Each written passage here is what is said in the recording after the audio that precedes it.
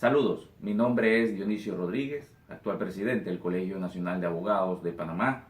ex estudiante del doctor Adolfo Alvarado Belloso en la maestría de procesal de Rosario desde Panamá. Hoy vamos a hablarles de un tema interesante como lo es la reforma procesal penal, el proceso penal acusatorio en Panamá y ese garantismo procesal que estudiamos en las aulas de clase de Rosario y esa aplicabilidad que debe tener estos principios en nuestro Código Procesal Penal Acusatorio, llamado proceso acusatorio. En este sentido debemos de partir señalándoles de que Panamá, uno de los pocos países latinoamericanos y de los últimos en entrar en las nuevas corrientes garantistas, en las nuevas corrientes acusatorias. A partir del año 2008, a través de la Ley 63, aprobamos un Código Procesal Acusatorio que entraría a regir, como hemos señalado, un poco viejo, 3 años después de vacatio legis. En el año 2011 entraría a regir progresivamente en las diferentes provincias de Panamá, hasta el 2 de septiembre del 2016, en donde entraría en toda la República. De igual forma, no debemos olvidarnos de que a través de un nuevo Código Penal aprobado en el año 2007 y que entraría a regir en el año 2008, se transformó toda nuestra estructura de juzgamiento penal.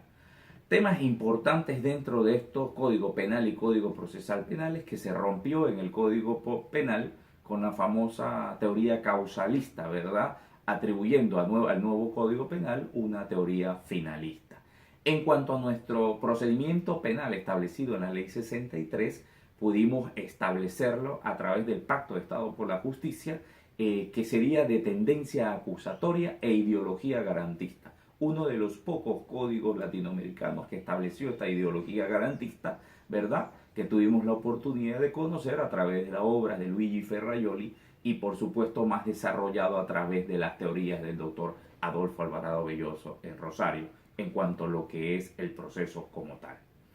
Debemos de señalarle que nuestro Código Procesal Acusatorio, ese proceso acusatorio estableció una serie de garantías y la vigencia, ¿verdad?, de esas garantías, de esos principios y de esas reglas técnicas procesales, haciendo la división, ¿verdad?, que establece el doctor Adolfo Alvarado Belloso en sus clases de procesal. Máxime con el hecho de que supeditó la vigencia de todo nuestro proceso acusatorio a través de las 3 etapas, la etapa de la imputación o la llamada investigación como tal, propiamente tal, la etapa intermedia y la etapa del juicio oral. Entonces, este garantismo procesal que debía de regirse en todas las etapas del proceso, podemos señalar que al día de hoy se ha visto desvirtuado. Si bien es cierto, contamos con un código procesal de avanzada, de garantismo, al día de hoy la aplicabilidad de estas normas parece ser no tan aplicable. En este sentido, por razón de los operadores de justicia, algunos que todavía podemos decir, se da como un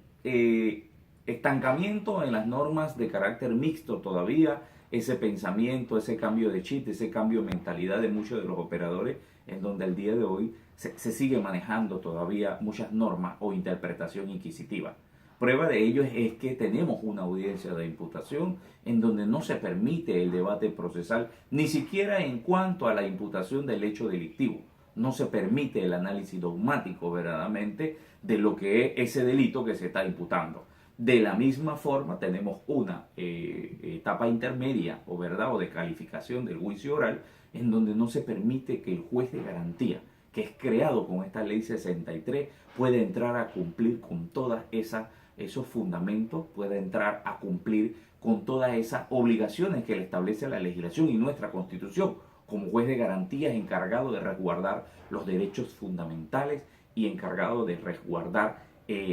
todos los derechos constitucionales. Bajo este concepto, en la etapa de imputación no se le permite al juez de garantía única y exclusivamente admitir, por decirlo así, la imputación sin entrar en un debate en donde la defensa pueda hacer referencia a esos elementos objetivos o subjetivos del tipo penal. En cuanto a la etapa intermedia, no se le permite al juez de garantía hacer una calificación de la acusación a fin de determinar si esa acusación que ejerce el Ministerio Público como tal cumple con los requisitos para ir a un juicio oral. En este sentido, somos del criterio de que se rompe con la interpretación y la aplicación de estas normas se rompe con la estructura del proceso penal acusatorio, pues toda imputación que se inicie va a terminar en el juicio oral a menos que el imputado acepte esa imputación o acepte la calificación del delito, lo cual nos llevaría a que muchos inocentes, para tratar de llegar a solucionar un conflicto a través de acuerdos penales o a través de alguna otra medida alterna de solución del conflicto, tenga que aceptar responsabilidad cuando no existe. Esta interpretación de un código de avanzada, un código garantista, como lo hemos señalado, nos lleva a nosotros a determinar de que es como tener en el garage un vehículo último modelo, un Ferrari, ¿verdad? Y no tener choferes u operadores adecuados para poder aplicarlo. Nuestra Constitución Nacional, una constitución libertaria, democrática, que cumple con los principios del Estado de Derecho, que se consagró en esa Constitución alemana de 1949, con un preámbulo que establece claramente la dignidad humana por encima de todo. Yo creo que nos da paso a que nosotros podamos empezar una interpretación, ¿verdad?, coherente y una aplicación de ese garantismo procesal muy conocido en cuanto a la normativa penal, entendiendo desde el principio que el proceso penal de un país es el elemento esencial a fin de determinar si se cumple o no se cumple ese elemento democrático, ese elemento liberal establecido en nuestra Constitución. Como decían doctrinarios, el Estado a través del ius puniendi agrede al ciudadano, ¿verdad? Y nos corresponde a nosotros a través del proceso penal determinar si se cumplen o no se cumplen estas libertades. En conclusión, somos del criterio, tenemos un código procesal, un tipo de proceso penal acusatorio de avanzada y garantista, como lo señaló el propio Pacto de Estado por la Justicia, de donde surgió nuestro Código Procesal Penal Acusatorio, y bajo este concepto nosotros debemos de resguardar esas garantías establecidas en la Constitución Nacional. Al día de hoy, interpretaciones como la llamada prueba ilícita, ¿verdad?, que no es sino hasta la etapa intermedia del proceso, en donde podría ser alegada según el artículo 347 de nuestro Código Procesal Penal Acusatorio. Consideramos que son interpretaciones restrictivas a una normativa garantista claramente establecida.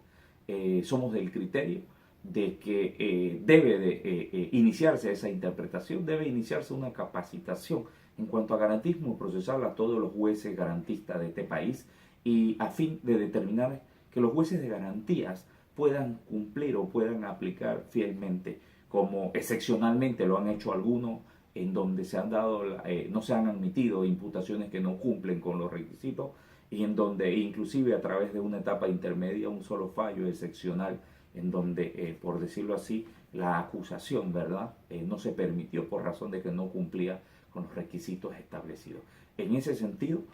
yo creo que el proceso penal como tal debe de velar por ese cumplimiento de esas garantías constitucionales establecidas en nuestro artículo 22, en nuestro artículo 32, en nuestro artículo 29, en donde se consagran una serie de principios esenciales que también están recogidos en nuestra legislación a través de esa división clara que hacemos de garantías, principios y reglas técnicas. Bajo este concepto, yo creo que debemos de seguir adelante. Gracias al doctor Adolfo Alvarado Belloso por esas enseñanzas que han logrado verdaderamente que ese garantismo procesal pueda permear en muchas de las legislaciones como la panameña. Muchas gracias.